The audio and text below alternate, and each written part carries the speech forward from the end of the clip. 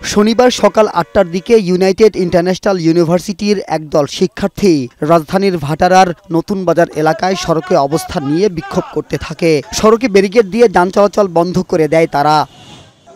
২৬ শিক্ষার্থীর বহিষ্কার আদেশ তুলে নেওয়া ও কর্তৃপক্ষের বিরুদ্ধে প্রশাসনিক ব্যবস্থা গ্রহণ সহ ৫ দফা দাবি জানান আন্দোলনকারীরা। দীর্ঘদিন ধরে এসব দাবি নিয়ে দাঁড়ে দাঁড়ে ঘুরেও প্রতিকার না পেয়ে বাধ্য হয়ে সড়কে নেমেছে বলে দাবি শিক্ষার্থীদের। প্রথমে ২৫ জনকে বহিষ্কার করেছে এবং ২০০ জনকে থ্রেট দিয়েছে। এই বহিষ্কার প্রত্যাহারের জন্য আমরা আজকে রাস্তায় নেমেছি। আন্দোলনকারীদের সড়ক থেকে সরিয়ে নিতে পুলিশ লাঠিচার্জ করেছে বলে অভিযোগ করেছে শিক্ষার্থীরা। এরপরেও সড়ক থেকে সরে যায়নি আন্দোলনকারীরা, বরং কাফনের কাপড় পরে সড়কে শুয়ে দিনব্যাপী অবস্থান নেন আন্দোলনকারীরা।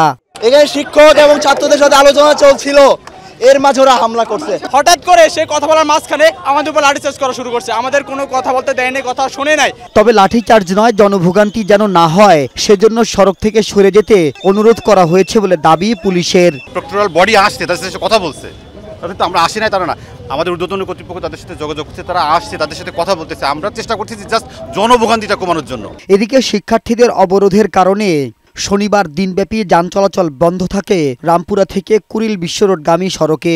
এতে চরম ভোগান্তিতে পড়েন এ পথে চলাচলকারীরা। অনেকে উপায় না পেয়ে পায়ে হেঁটেই রওনা দেন গন্তব্যে। ছাত্র আন্দোলন কিসের জন্য কি এটা আমরা এখনো জানি না, বলতেও পারি না, কিন্তু সবারই ভোগান্তি, এই ভোগান্তিটা ঠিক না। অনেক রোগী আছে পিছনে অ্যাম্বুলেন্স সহকারে, তারা অনেক জনদুর্ভোগে আছে। সঠিক সময়ে হাসপাতালে পৌঁছাতে না পারলে তো অনেক রোগী বিপদগ্রস্ত হবে। মাহবুব আজমি, বৈশাখী সংবাদ, ঢাকা।